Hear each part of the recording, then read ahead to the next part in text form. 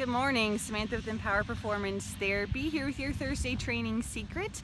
Now, most of us, myself included, when heading out for a run, really just want to get out there and run, get the workout done, get back home, eat breakfast, get ready for work, whatever. But one of the most important things that you can do for injury prevention and performance enhancement is a specialized warm-up to get your muscles ready to do what they're going to do that day. Now, most of you are probably very familiar with A skips, B skips, and C skips, but those are very forward linear motion, and one of the things I want you to work on is side to side lateral motion.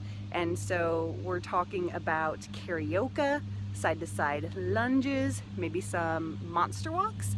So these guys really get those little glute medius, glute minimus, and other hip lateral stabilizers moving, and that's going to keep propelling you forward longer and stronger. So make sure to hit the supplemental video to see those exercises in action. Keep training empowered.